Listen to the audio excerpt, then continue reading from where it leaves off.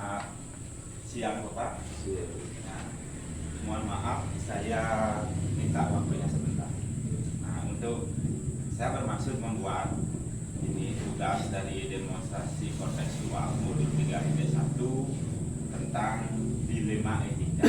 Nah, di sini ditugaskan saya diminta untuk mewawancarai pimpinan atau kepala sekolah di lingkungan saya. Nah, mungkin ada beberapa pertanyaan nanti yang ingin saya sampaikan. Bapak silahkan memberikan tanggapan. Boleh, jikalaupun itu pertanyaannya Bapak tidak inginkan untuk menjawabnya juga dipersilakan. Ya. Nah, baik, mungkin Bapak bisa perkenalkan dirinya Bapak dulu. Baik, terima kasih atas kesempatan yang diberikan kepada saya. Saya selaku sebagai pimpinan atau kepala sekolah pada SD Negeri Komitato, di mana Pak Putu sebagai bawahan saya yang sekarang ini sementara mengikuti sedang mengikuti guru penggerak di Kabupaten Sumba Barat Daya, dan saya sebagai pimpinannya beliau, saya sangat berterima kasih dan rasa senang karena banyak sekali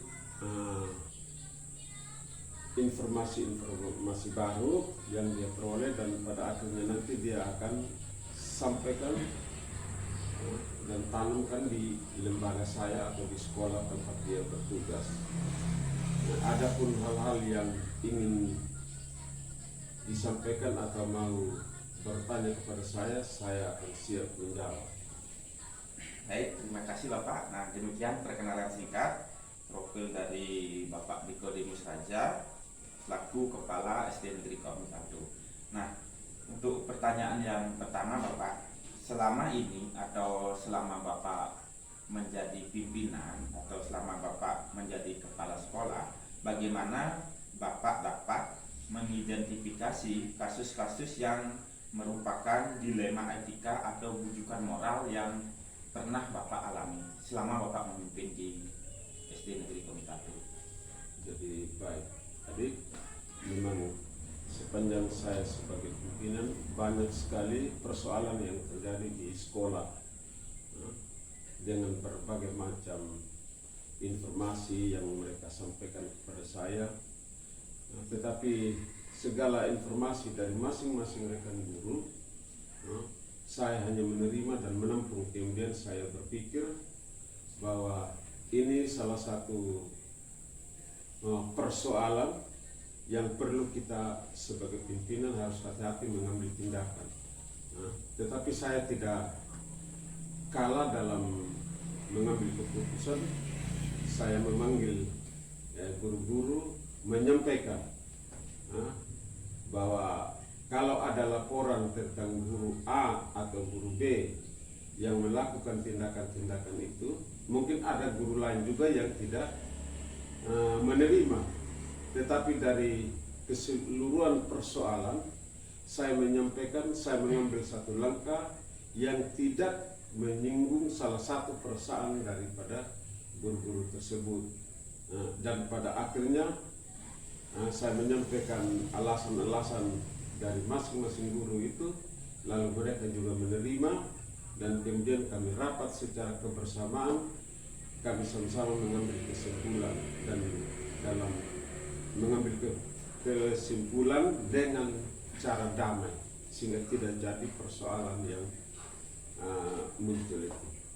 Baik Bapak, kalau boleh tahu lebih spesifik, seperti guru yang Bapak ceritakan tadi sudah mengadu, mungkin kalau boleh nih, itu terkait tentang hal apa yang mereka adukan Bapak, sehingga Bapak bisa menimbulkan sampai Bapak bawa ke dalam sebuah forum diskusi.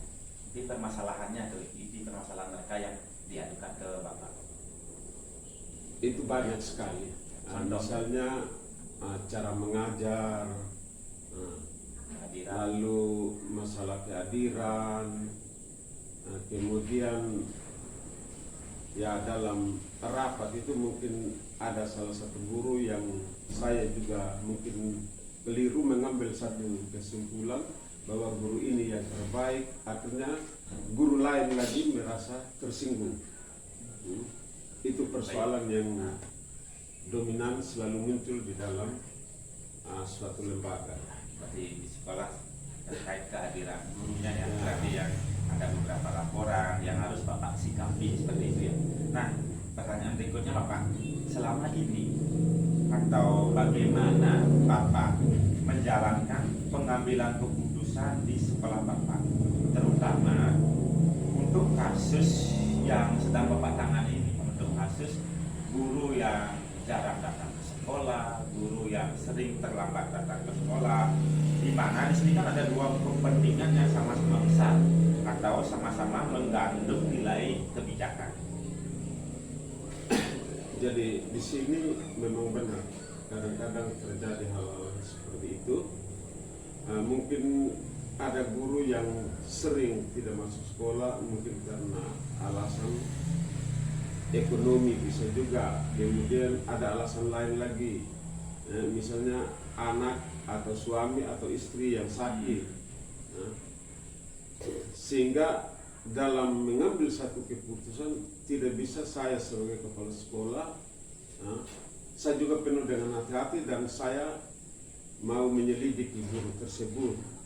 Misalnya dia tinggalkan sekolah, saya pendekatan dengan dia, kira-kira latar belakang apa, alasan apa.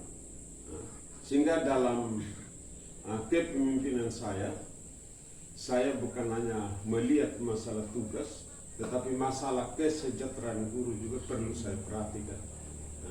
Sehingga dari semua itu, nanti sebentar dalam rapat saya akan menyampaikan hasil dari pendekatan saya secara pribadi kepada guru yang tidak masuk sekolah, bukan karena pemalas atau bukan karena melawan dengan kepala sekolah, tetapi karena ada latar belakang lain.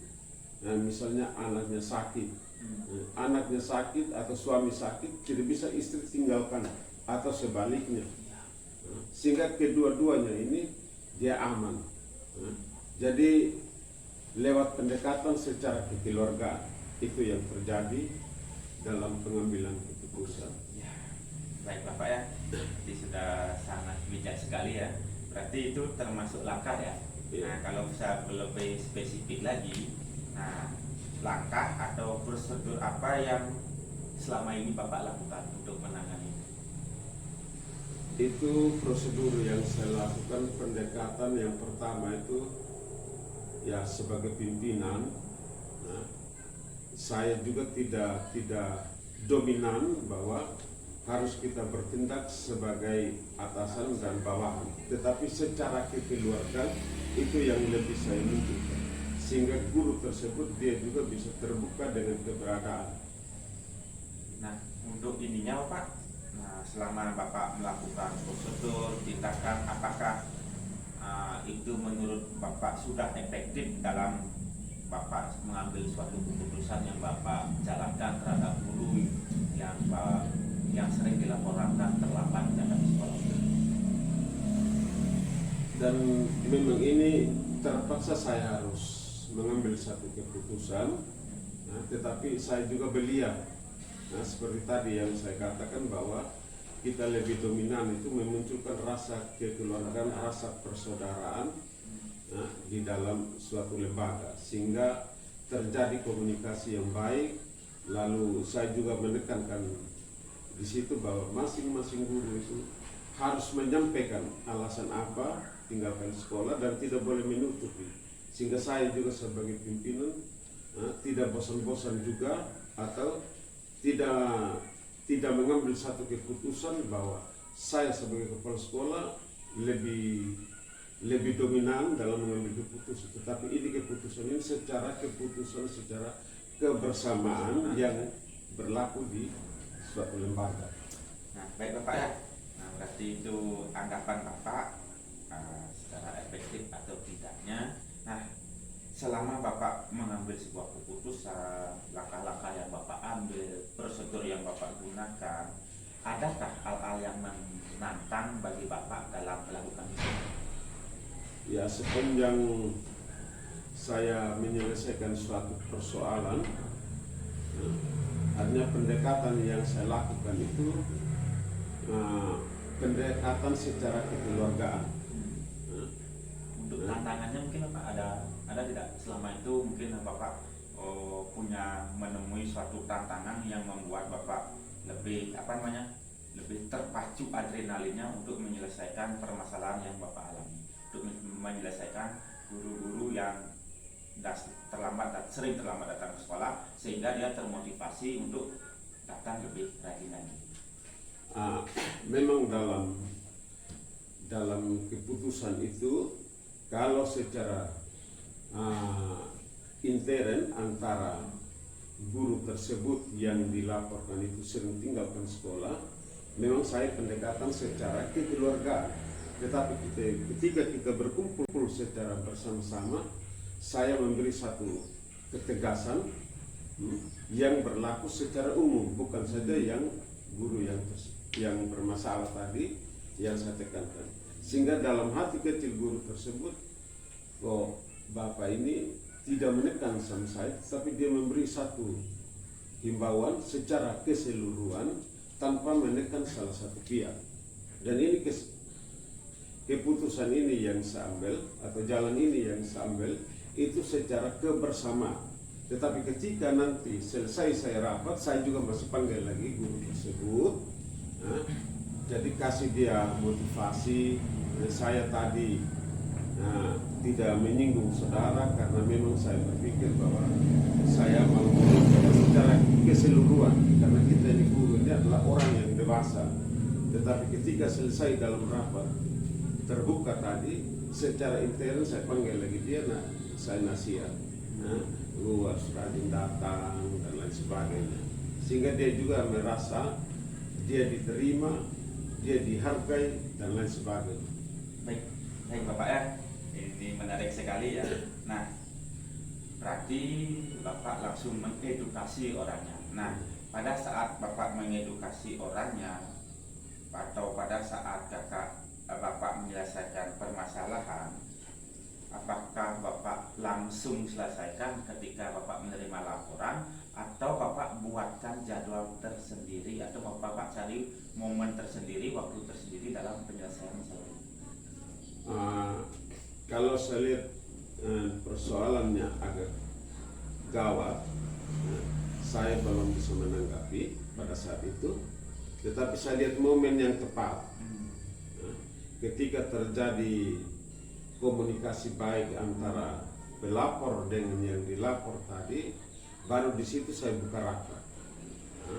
Dalam kerapatan itu saya tidak menekan salah satu, saya omong masalah kedisiplinan waktu dan lain sebagainya. Kemudian tanpa sepengetahuan guru-guru yang lain, guru yang sering tinggalkan sekolah atau yang buat masalah tadi, secara intern saya panggil. Saya panggil, kemudian saya nasihat, ada begini-begini dan lain sebagainya. Berarti sifatnya insidental ya, tergantung kebutuhan, tergantung momennya juga. Berarti Bapak sudah bisa melihat situasi yang tepat menurut Bapak. Berarti kalau saya bilang secara penjadwalan khusus seperti tidak ada, sehingga Bapak lebih menekankan pada prinsip kekeluargaan dan rasa kepedulian. Nah, selanjutnya Bapak, selama Bapak menjalankan tugas sebagai pimpinan, selama Bapak menjalankan tugas sebagai kepala sekolah, selama Bapak menjalankan tugas dalam mengambil suatu keputusan yang membuat Bapak dilema, adakah seseorang atau orang lain yang membantu Bapak? Atau mungkin Bapak mengambil keputusan sendiri? Mungkin Bapak mendengar masukan dari rekan yang lain atau siapa? Jadi ketika kita masuk dalam kesimpulan tadi, saya memberi ruang kepada teman-teman lain. Mungkin kesimpulan yang saya ambil mungkin keliru, saya bisa buka peluang kepada teman-teman lain untuk menyampaikan ide masing-masing. Dan sepanjang saya menjalankan seperti itu, tidak ada. Memang ada juga yang masukkan isu yang seolah-olah teman dengan saya dan lain sebagainya. Tetapi ketika saya lempar kembali bagaimana dengan tanggapan teman guru ini, ternyata tidak ada tanggapan lain dan semuanya itu menerima apa yang saya ambil. Kemudian tidak ada lagi yang walaupun tadi ada guru-guru yang mungkin rasa itu, dan saya tahu wataknya guru-guru sana tidak ada penyimpan atau tidak ada dendam ketika selesai rapat itu. Berarti Bapak lebih cenderung menggali informasi dulu, meminta pendapat rekan Bapak sendiri atau bawahan Bapak sendiri, baru kita ambil suatu kesimpulan bersama. Yang penting tidak semena-mena atas keputusan pribadi, ya. Itu yang saya dapat tangkap. Nah, dari sekian ini Bapak, dari beberapa pertanyaan yang saya ajukan, dari kasus yang Bapak sampaikan sampai Bapak mengalami sebuah dilema etika dalam mengambil suatu keputusan. Nah, dari semua itu pembelajaran apa yang Bapak dapat ambil selaku pimpinan pada saat Bapak mengambil sebuah keputusan yang barang tentu berefek pada lembaga, masyarakat, pemerintah, bahkan orangnya tersebut. Jadi kita sebagai pimpinan kita harus pegang bahwa segala macam kesalahan itu ada pada pimpinan. Itu yang paling pertama. Lalu yang kedua, kita harus menerima kritikan dari teman-teman. Dan kritikan itu tidak boleh kita langsung menanggapi. Kita harus berpikir positif, dan menganggap bahwa kritikan itu merupakan satu ilmu untuk saya sebagai pimpinan untuk lebih memperbaiki diri. Jadi segala macam isu yang masuk, baik dari masyarakat maupun dari teman-teman guru, saya sebagai pimpinan saya siap untuk menerima. Dan dalam prinsip saya bahwa saya lebih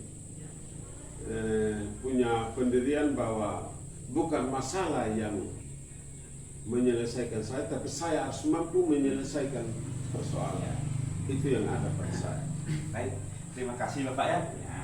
Bapak sudah sampaikan kasusnya dan beberapa pertanyaan dari saya sudah Bapak tanggapi. Nah, ini Bapak, ini untuk pribadi saya sendiri, saya melihat Bapak dari track record kepegawaian mungkin sudah 20 tahunan lebih ya Bapak, sebelum jadi kepala sekolah, dari guru sampai sekarang menjabat sebagai kepala sekolah dengan masa kerja yang 20 tahun lebih, sehingga pasti banyak pengalaman yang Bapak alami dari satu sekolah ke sekolah yang lain seperti itu sampai terakhir di SD Negeri Kaum Batu. Nah, ada nggak pesan untuk saya pribadi bagaimana kiat-kiat kita selaku pimpinan dalam mengambil keputusan agar tidak terjadi dilema atau di dalam dilema yang Bapak alami dengan penuh pertimbangan kiri kanan, dengan pertimbangan untung rugi, efek jangka panjangnya ke depan bagaimana, terus nanti berimbas tidak pada masyarakat dan lain sebagainya. Mungkin Bapak bisa berikan kiat-kiat sebagai pimpinan dalam mengambil sebuah keputusan. Ya, pengalaman saya. Ya, kebetulan saya juga waktu masih guru Bantu pada waktu itu, saya juga menangani atau sebagai bendahara BOS pada waktu itu. Jadi yang sering muncul di lembaga itu masalah keuangan. Masalah keuangan. Jadi saya waktu itu sebagai bendahara BOS, saya lebih dominan menerima semua kesalahan itu. Bahwa kalau muncul persoalan itu tidak ada lain, hanya masalah dana. Sehingga pada waktu itu saya pembuatan RAPS itu saya terbuka dengan teman-teman. Kemudian sesudah kita selesaikan itu RAPS dalam bentuk yang mentah, kita tanya setiap guru itu peroleh sekian. Bagaimana setuju? Oke. Kalau memang tidak, supaya sampaikan. Jadi semua sepakat itu. Jadi saya pada waktu itu persoalan yang lebih muncul pengalaman saya waktu masih jadi guru sampai dengan kepemimpinan saya sekarang ini, masalah dana tidak ada lagi. Jadi saya menekankan kepada adik-adik lebih terputu yang sebagai senior juga di SD Negeri Kaum Batu, kita lebih menerima itu sorotan, lebih banyak kita menerima, tidak boleh kita lawan. Karena kalau kita sudah lawan sama dengan kita lawan arus. Apalagi kita ini, ya saya tidak katakan apa, kita sebagai pendatang itu lebih banyak itu mereka tendes. Jadi persoalan ini saya selama di sana juga, saya kan orang luar juga yang masuk di sana. Jadi waktu itu saya terbuka. Jadi ketika kita bayar mereka punya istilah uang honor dan lain sebagainya, saya bilang bagaimana kalau ada yang langsung pada waktu itu tidak mau menerima, saya bilang waktu itu kita harus sudah memang sudah terbuka memang bahwa guru sekian dapat. Sebelum bagi kan saya sudah baca sebagai bendara bahwa guru dapat sekian. Jadi pengalaman yang saya alami sepanjang 20 tahun lebih sekarang saya sebagai guru, muncul persoalan yang paling dominan itu masalah uang. Baik, Pak. Terima kasih Pak ya atas pengalamannya, atas masukannya terhadap saya pribadi. Jadi selaku bukan guru aja, saya juga masih proses belajar. Saya perlu menggali pengalaman Bapak kita. Untuk selanjutnya mungkin kita bisa di sesi selanjutnya sambil kita sharing. Untuk waktu sekarang saya ucapkan banyak terima kasih Bapak sudah meluangkan waktu untuk saya wawancara. Baik, terima kasih Pak.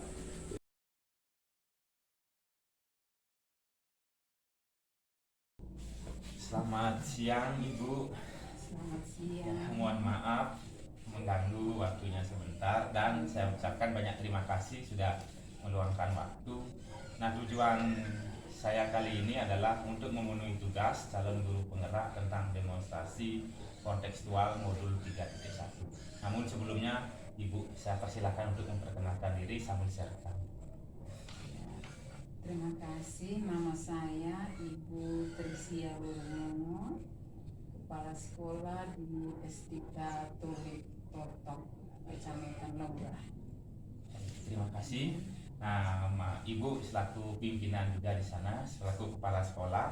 Nah, maksud dan tujuannya saya pribadi adalah ingin sedikit menggali informasi lewat sesi wawancara ini tentang dilema etika ketika seorang pimpinan atau pemimpin dalam memecahkan kasus untuk mengambil sebuah keputusan. Nah, kurang lebih seperti itu intinya. Nah, di sini saya ada beberapa pertanyaan yang sudah saya siapkan. Nah, jika Ibu berkenan, silahkan Ibu jawab. Jikalaupun Ibu tidak berkenan untuk tidak menjawabkan, dipersilakan juga. Tidak jadi paksaan juga Ibu ya. Nah, sebelumnya untuk pertanyaan awal, nah selama Ibu menjabat sebagai kepala sekolah di SD Katolik Totok, nah bagaimana Ibu dapat mengidentifikasi kasus-kasus yang merupakan dilema etika atau bujukan moral yang pernah Ibu alami di sekolah selaku pimpinan sekolah? Selama dari pimpinan di sekolah itu, misalnya kasus dilema etika. Iya, dilema pada saat Ibu mengambil keputusan pasti ada keraguan-raguan atau pertimbangan ya. Kalau dilema mengenai etika, ya sebagai seorang ibu sekaligus sebagai pimpinan, dua-duanya ini pasti dia berjalan. Nah, sebagai pimpinan mungkin kita dibutuhkan satu ketegasan seperti itu. Tetapi di pihak lain kami sebagai pimpinan juga terbawa juga sebagai sikap seorang ibu, khusus saya pribadi. Misalnya dalam kasus misalnya dilema etika, bagaimana saya harus mengambil tindakan terhadap seorang guru yang menurut saya itu melakukan sesuatu yang menurut saya itu kurang Pas itu etis, kurang bagus begitu toh. ya, mohon maaf sebelumnya, boleh diceritakan spesifiknya permasalahannya seperti apa Ibu, kronologinya? Misalnya aku harus cerita. Boleh. Misalnya ada satu guru yang guru honor dia, Ya baru sih di sekolah itu, tetapi waktu mungkin karena mungkin anak-anak dalam wilayah itu, jadi dia berlaku itu seolah-olah sebagai penguasa atau tidak boleh dia itu ditegur atau dikritik begitu toh.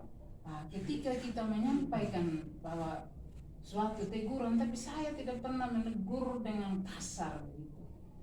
Melalui saya panggil dia, saya sampaikan bahwa tolong nanti ini anak-anak ini seperti ini.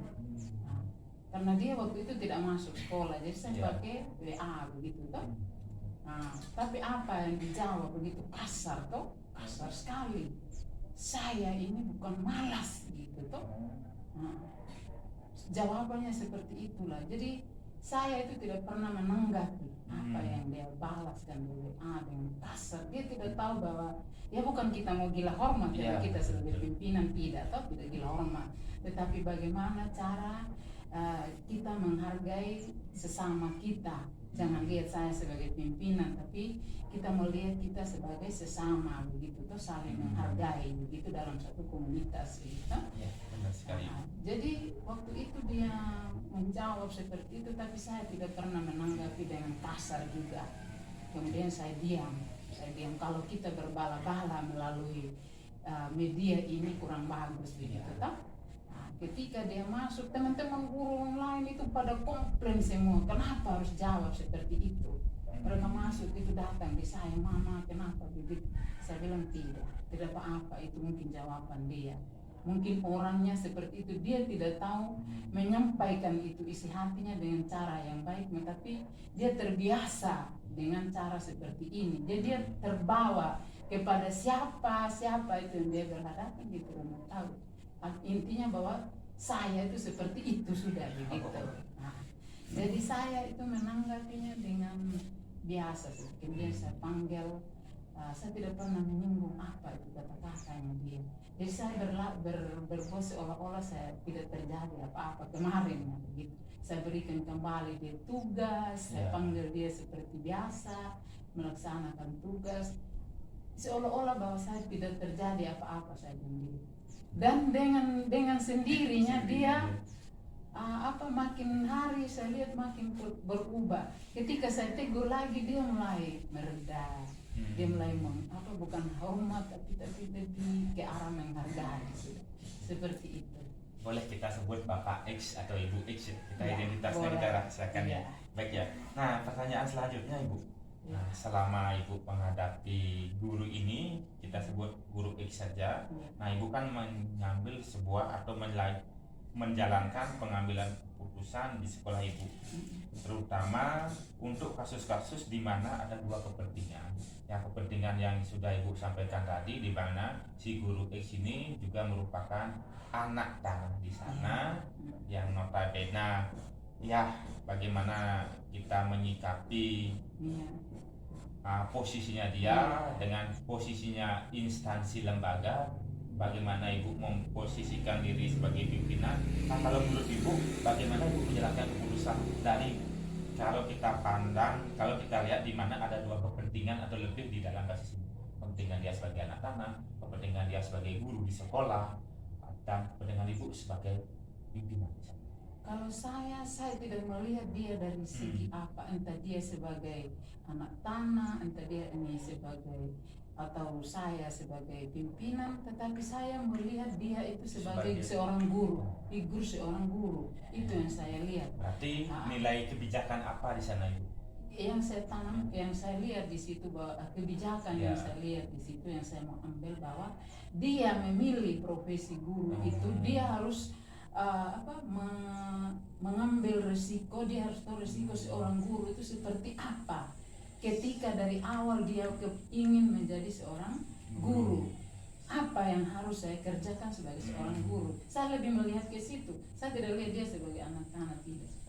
Info mau dari mana pun saya tidak peduli. Nah, berarti nilainya banyak ya. Boleh saya simpulkan berarti kurang lebih nilai etika sebagai profesi guru tersebut. Itu yang ingin Ibu tanamkan atau ingin Ibu putuskan. Nah, Iya. kemudian dari keputusan atau kebijakan yang sudah Ibu lakukan atau Ibu terapkan, langkah-langkah seperti apa atau prosedur seperti apa yang Ibu lakukan pada saat itu? Apa yang prosedur apa yang Ibu berikan terhadap Mr. X ini sehingga Ibu berani, oh kamu saya putuskan seperti ini gitu. Prosedurnya maksudnya Mungkin dari prosedur aturan pemerintah kah, mungkin dari prosedur kode etik guru lah yang Ibu ya jabarkan yang lebih diproseskan. kepada kode etik kita sebagai guru. Nah, kalau kepada aturan pemerintah mungkin kalau kita terapkan itu agak Agak lebih kaku jadinya, agak tapi agak keras. lebih keras itu. Jadi kita seolah-olah memberi pembatas begitu Benar, kalau harus. ya. Tetapi kalau dia kan kita harus belajar dari wataknya dia, jadi lebih kepada kode etik guru. Berarti sifatnya hanya pendekatan secara Pendekatan, personal ya. iya. Dan itu mungkin lebih berhasil ketimbang kalau kita menggunakan Kan kesannya memecat sih. Kalau Iya. pendekatan mungkin lebih Iya, sifatnya lebih rahasia, jaga privasi. Iya, Nah, boleh karena- kita bilang restitusi berarti Ibu ya. Karena ya hari-hari kan kita selalu berhadapan ya toh. Nah, dari yang Ibu lakukan, hal-hal apa saja yang selama ini Ibu anggap sudah efektif dari keputusan yang Ibu ambil tersebut pada kasus-kasus dilema etika yang tadi itu? Yang efektif apa yang timbul itu? Dia lebih kepada perubahan sikap, lebih dari semula yang agak arogan begitu Benar. menjadi lebih lunak lagi, lebih menghargai, lebih mendengarkan pendapat orang lain. Ya, jadi adalah perubahan begitu. Jadi dari sifatnya yang arogan itu atau keras, jangan kita balas juga dengan keras begitu. Makanya tadi dari awal saya bilang sebagai pimpinan dari segi pimpinan dan juga dari segi seorang ibu, kedua itunya kita bawa begitu. Nah, beda kalau dia seorang guru kepala sekolah laki-laki mungkin agak berbeda Iya, lagi. benar-beda Ibu. Setiap pimpinan Iya. pasti memiliki Nah. perintah sendiri. Baik, terima kasih Bu ya. Nah, kemudian berarti lebih efektifnya dengan melakukan pendekatan berarti hasilnya yang mungkin guru tersebut jadi tahu diri lah kasarnya Iya. kita bilang ya. Lebih Tahu diri banyak. bisa memposisikan dirinya Iya. seperti apa terrealisasi. Nah, kemudian Ibu, hal-hal apa saja yang selama ini yang merupakan tantangan Ibu di dalam pengambilan keputusan pada kasus dilema etika tersebut? Ada nggak hal yang menantang? Ada kalau di sekolah itu ada. Yang pertama itu ada guru yang ya pola pikirnya bagus, lebih luas begitu toh. Ada guru yang pola pikirnya ya jalan di tempat, jarang keluar dan mungkin juga jarang membaca atau bergaul. Zaman sekarang kan kita lebih ke medsos ya toh, jadi Iya. agak tertutup, introvert begitu toh. Jadi dari mengambil keputusan Iya, mengambil keputusan untuk tantangannya, tantangan itu seperti itu ya agak sulit juga tapi tidak terlalu berat untuk saya seperti tadi itu. Berarti kurang lebihnya melatih kesabaran ya? Iya, ada bisa. Karena kalau kita sabar, saya rasa dan saya sudah ulang-ulang melakukan itu begitu pendekatan dengan sabar dan kadang-kadang juga membuahkan hasil. Baik, bagus ya Ibu. Nah, kemudian pada saat Ibu menemukan si guru X ini ya, acuh tak acuh dan lain sebagainya, pada saat Ibu melakukan treatment, pada saat Ibu mengambilkan keputusan, apakah ini sifatnya terjadwal, mungkin Ibu siapkan waktu khusus untuk mereka, atau pada saat kasus itu langsung Ibu melakukan tindakan? Tidak, kadang saya berpikir bahwa tidak perlu kita membuat satu jadwal, tapi saya ada merencanakan itu, tapi tidak dalam sebuah atau spontan, tapi bertahap saya melakukan pendekatan itu Misalnya hari ini mungkin saya hanya bercerita begitu toh. Kemudian dari hasil saya duduk dengan dia bercerita, saya kan melihat ada perubahan. Kemudian saya memberikan tugas. Kalau dia menerima dan menyelesaikan tugas itu dengan baik, sudah seperti itu sudah. Nanti hasilnya saya lihat lagi. Kalau memang saya kemudian saya tambahkan lagi tugas-tugas berikutnya, dan ada perubahan, berhasil, dan dia mau mengerjakan selanjutnya sesulit apapun. Dan dia itu orangnya tidak mau sebetulnya. Kalau apalagi kalau sudah sulit dia cepat sekali menyerah, tidak bisa. Tapi saya bilang coba dulu. Berarti ini sifatnya insidental ya, Iya. lebih ke situasional, kondisional dengan prosedur pendekatan yang secara dari hati ke hati lah, boleh kita bilang secara personal. Tidak ada. Ya, apalagi ini kan kita bukan urusan dengan anak kecil, ini kan dari orang dewasa ke orang dewasa, apalagi dengan profesi yang sama ya. Nah dari hal yang ibu lakukan sampai ibu menemukan sebuah solusi dalam mengambilkan keputusan dan mendapatkan hasil. Nah dari sepanjang proses yang ibu lalui seperti itu, adakah seseorang yang membantu ibu atau faktor-faktor lain yang mendukung ibu dalam melakukan? Mungkin ibu punya rekan sejawat yang lain atau sharing dengan rekan kepala sekolah yang lain, itu contohnya mungkin. Ya, saya sering-sering dengan teman-teman kepala sekolah atau pengalaman saya seperti ini. Baik, tapi kalau saya sharing dengan teman-teman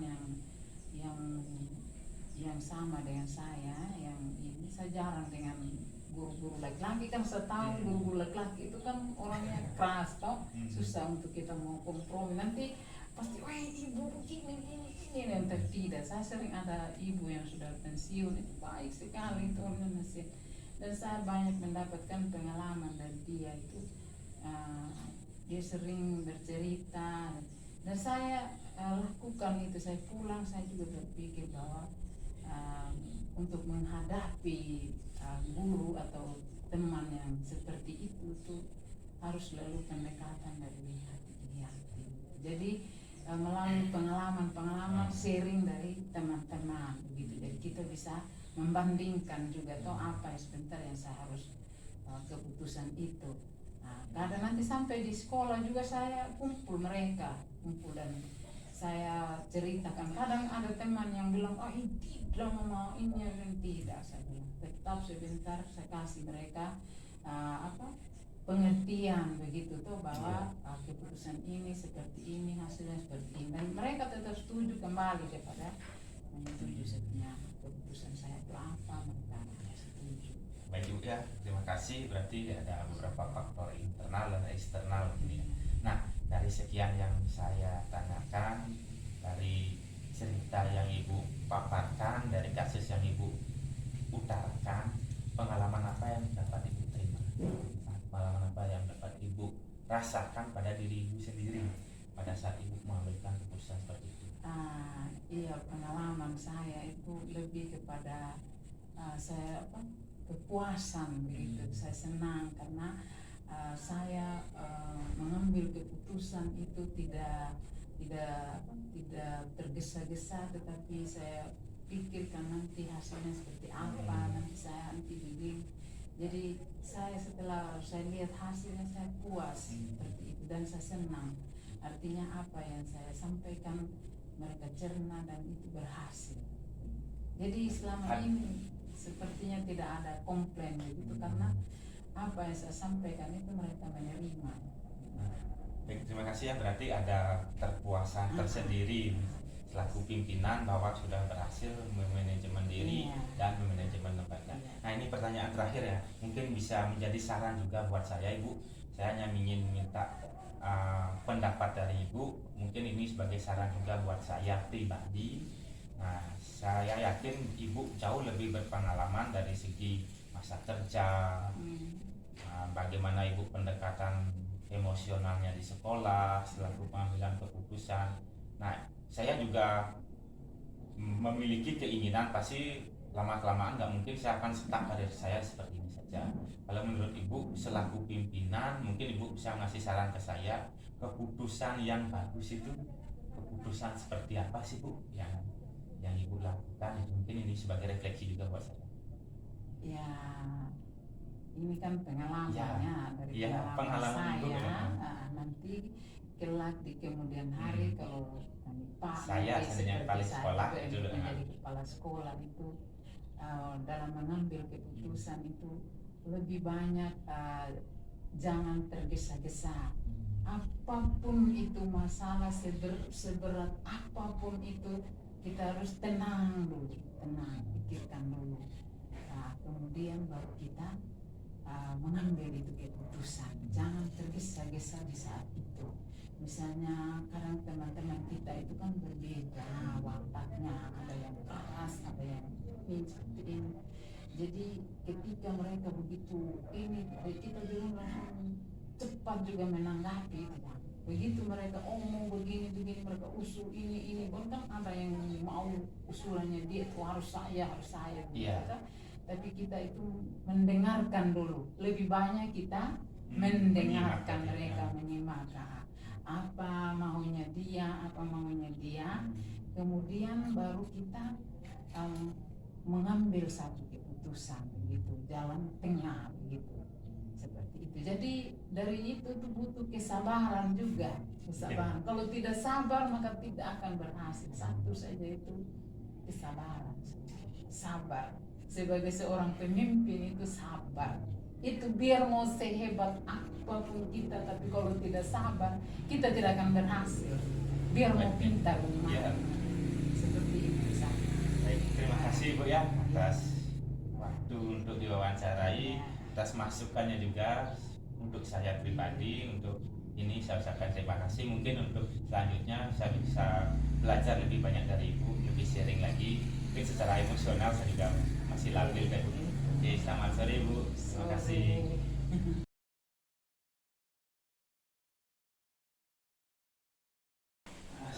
Selamat siang Pak. Ya, selamat siang Pak. Selamat siang, mohon maaf mengganggu. Dan saya ucapkan terima kasih untuk kesetiaannya. Nah, dalam kesempatan ini izinkan saya merupakan calon guru penggerak. Tujuannya saya melakukan wawancara untuk memenuhi tugas modul titik 1 tentang dilema etika. Nah, di sini topiknya bagaimana Bapak mengambil sebuah keputusan. Dalam mengambil sebuah keputusan, pertimbangan apa yang Bapak ambil, dilema apa yang Bapak temukan. Saya sudah siapkan beberapa pertanyaan. Nanti Bapak silahkan untuk dijawab. Jikalaupun Bapak tidak berkenan untuk menjawab, tidak perlu juga berjawab. Namun sebelumnya saya persilahkan Bapak untuk memperkenalkan diri dulu. Oke, baik. Nah, terima kasih atas waktu dan kesempatan yang diberikan kepada saya. Dalam hal ini saya berkesempatan diwawancara oleh teman selaku calon guru penggerak. Dalam hal ini akan melakukan wawancara kepada saya. Perkenalkan, saya di sini selaku kepala sekolah SMK Kasimo, Dominikus Pandopala. Mungkin itu. Terima kasih. Nah, baik, saya mulai saja Pak ya. Ya. Oke, selama Bapak menjabat sebagai pimpinan di SMK Kasimo, nah bagaimana Bapak dapat mengidentifikasi kasus-kasus yang merupakan dilema etika atau bujukan moral yang pernah Bapak alami selama Bapak menjabat? Oke, baik. Terima kasih. Terkait poin pertanyaan yang terkait bujukan moral, yang pertama yang saya lakukan, ini adalah hal yang memang sangat terkait bujukan moral ini memang sangat dilematis di dalam ketika kita mengambil satu kebijakan. Tentunya di sini yang pertama yang saya lakukan adalah bagaimana kita melihat mengkolaborasikan antara aturan yang ada dari pemerintah dengan yang ada di sekolah sehingga kita bisa sinkronisasi. Itu yang berikutnya.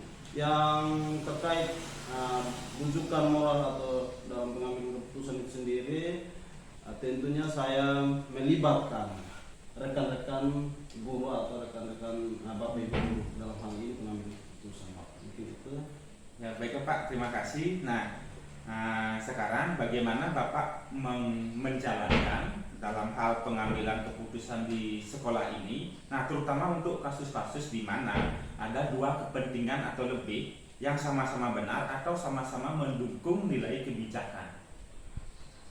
Baik, di sini yang saya lakukan mungkin yang pertama saya mengumpulkan Bapak Ibu guru dan kita mendiskusikan terkait dalam mengambil kebijakan tadi atau yang terkait permasalahan yang terjadi di dalam lingkungan sekolah itu sendiri.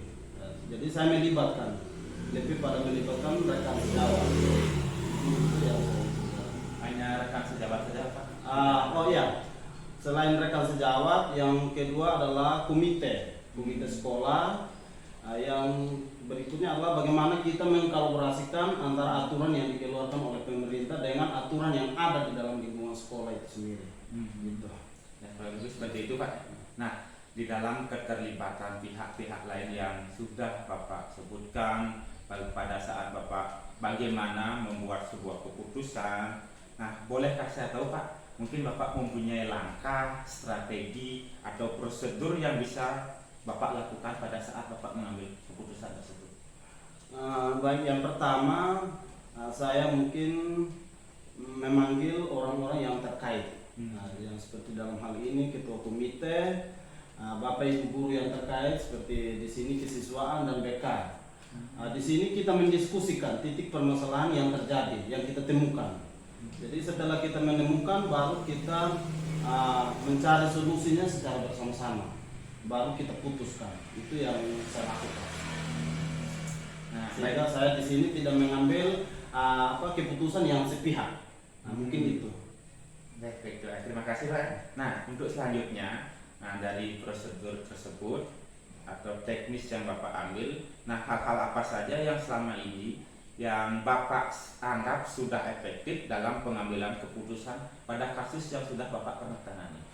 Baik, terkait kasus yang memang pernah terjadi, yang pertama adalah khususnya di siswa itu sendiri. Dalam hal ini mulai dari tingkat kehadiran dan perkelahian yang terjadi dalam lingkungan sekolah itu sendiri. Hal yang kita lakukan adalah kita melakukan sebelum kita melakukan, kita panggil pihak-pihak yang terkait di dalam untuk mengambil satu keputusan. Yang pertama kita diskusikan di antara tingkat guru yang mulai dari kesiswaan bersama dengan BK. Setelah itu kita panggil kedua belah pihak yang bertikai tadi. Di dalam pemanggilan itu kita melibatkan komite di dalamnya. Itu yang saya lakukan selama ini. Dan dari penyelesaiannya itu kita mengambil satu penyelesaian yang sangat baik dengan mendamaikan kedua belah pihak yang bertikai tadi itu. Nah, itu yang selama ini kita lakukan. Yang saya lakukan. Sudah dilakukan. Yang sudah dilakukan. Nah, selanjutnya Pak, dari prosedural, langkah-langkah yang sudah Pak ambil sampai terjadi sebuah keputusan atau kebijakan yang Bapak keluarkan selaku pimpinan, adakah hal yang menantang yang Bapak temukan selama berproses tersebut? Hal yang menantang di sini mungkin yang dari beberapa yang kasus yang saya pernah tangani, dari orang tua yang pihak pelaku. Kadang-kadang di sini mereka lebih pada tidak terima. Kenapa hanya kami saja? Mereka itu lebih pada harus mencari tahu detailnya persoalan yang terjadi. Itu yang kadang-kadang mereka tidak terima. Namun dengan solusi atau masukan dengan beberapa teman-teman tadi itu kita masukkan, kita memberikan hal-hal yang untuk keluar dari titik persoalan tadi, namun mereka terima dengan baik. Berarti baru tantangan dari luar sekolah saja. Nah, kalau dari intern sendiri, mohon maaf nih Pak ya sebelumnya. Nah, mungkin Bapak selaku pimpinan pasti ada pro dan kontra lah di intern. Mohon maaf, bukan dalam artian saya ikut campur. Kalau menurut Bapak sendiri, ada hal yang menantang yang timbul dari intern sendiri gitu loh? Oh ya. Kalau dari internal sekolah sendiri, tentunya pasti ada. pasti ada di dalam hal ini. Yang pertama dari khususnya ada Bapak Ibu guru yang memang sangat tidak setuju juga dengan misalnya pengambilan keputusan. Misalnya pengambilan keputusan yang saya lakukan selama ini adalah lebih kembali pada penyelesaian masalah dengan tanpa mengeluarkan siswa. Dengan kita menyelesaikan itu dengan mengambil jalan tengah atau jalan damai, sehingga kita lebih mengutamakan kebutuhan pendidikan dari anak-anak. Nah, itu tantangan yang dihadapi selama ini khusus dari Bapak Ibu guru tentunya ada. Namun di sini saya selaku pimpinan tetap mempunyai kebijakan, bahwa kebijakan yang saya ambil tidak mungkin salah atau tanpa merugikan pihak lembaga itu sendiri, mungkin itu.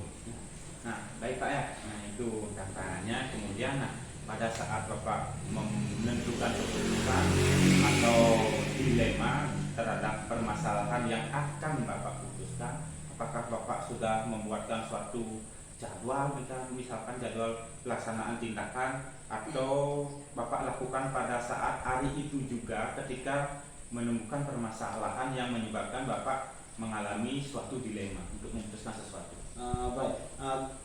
Kalau terjadi seperti itu, hal yang saya lakukan, kita memutuskan misalnya kalau persoalannya sangat tidak rumit, maka pada hari itu kita langsung menyelesaikan. Tapi kalau memang persoalannya yang memang melibatkan banyak orang dan memang sangat fatal sekali, lebih fatal untuk anak-anak, keberlanjutan sekolah, maka kita menentukan hari lain untuk menyelesaikan persoalan itu sendiri. Nah, itu berarti relatif ya, tergantung jenis kasusnya ya. Berarti tergantung jenis kasus yang ditangani, tergantung pihak siapa yang dilibatkan. Seperti itu ya yang dapat saya simak. Nah, di sini Pak ya, selama ini berproses sampai didapatkan sebuah penetapan mungkin keputusan, ada nggak? Tadi kan sudah disebutkan tantangan, sekarang ada nggak faktor pendukung yang mendukung Bapak dalam membuat suatu keputusan sehingga dilema yang Bapak ambil itu menjadi sebuah keputusan yang tepat guna yang akan dirasakan oleh lembaga ini? Mungkin terkait dalam pengambilan kebijakan itu sendiri tentunya banyak pro dan kontra. Namun saya selaku pimpinan di sini, yang pertama tentunya ada begitu banyak orang yang masih mendukung terkait kebijakan-kebijakan yang saya ambil terkait moral dilema etika itu sendiri. Yang pertama ya, saya boleh sebut saya adalah yayasan, karena saya sangat mendukung sekali. Yang kedua adalah komite itu sendiri. Komite sangat mendukung sekali terkait misalnya beberapa penanganan kasus yang terjadi di dalam lingkungan sekolah. Banyak juga ya faktor pendukungnya. Nah, yang terakhir ini Pak ya, dari setiap keputusan yang Pak ambil, dari proses pengambilan keputusan yang Bapak lalui, bolehkah saya tahu pembelajaran apa yang dapat Bapak terima, atau hal apa yang Bapak dapat rasakan, pembelajaran apa yang Bapak terima dari sebuah keputusan yang Bapak buat? Pembelajaran yang saya dapatkan dari beberapa keputusan-keputusan yang saya putuskan, tentunya memang kembali lagi pada dilema etika sendiri ketika bagaimana bertentangan. Namun hal yang saya dapatkan adalah tentunya banyak hal perubahan baru khususnya di dalam lembaga pendidikan itu sendiri yang saat ini saya pimpin. Itu yang pertama. Yang kedua adalah perubahan karakter dari siswa itu sendiri. Saya merasakan di 2 tahun terakhir ini saya dipercaya menjabat menjadi kepala sekolah khususnya di SMK Kasimo ini. Yang pembelajaran yang saya paling petik adalah ketika sebelumnya siswa itu, sebelum saya menjabat, kenakalan dari siswa ya sangat tinggi atau karakter, mulai dari contoh saya yang sangat kecil adalah ketika kita suruh sisip dalam masih kita memaksakan. Namun ketika saya dipercayakan ada beberapa perubahan-perubahan yang saya lakukan, penataan-penataan, itu mulai terjadi perubahan. Nah itu ada satu kebahagiaan tersendiri yang saya rasakan, saya selaku pimpinan ketika saya melihat itu. Nah, dan itu juga menjadi refleksi apa yang perlu harus diperbaiki lagi ke depannya. Nah, mungkin itu yang saya bisa jawab. Iya, baik Pak. Terima kasih sekali sudah mau menjawab semua pertanyaan dari saya. Nah, kemudian yang terakhir nih Pak, ini mungkin menjadi refleksi juga buat diri saya ke depannya. Jikalau saya diberikan kesempatan untuk memimpin sebuah lembaga, entah itu di mana. Nah, menurut Bapak, apa yang dapat Bapak berikan kepada saya atau tips lah bagaimana sebuah keputusan itu yang tepat menurut Bapak?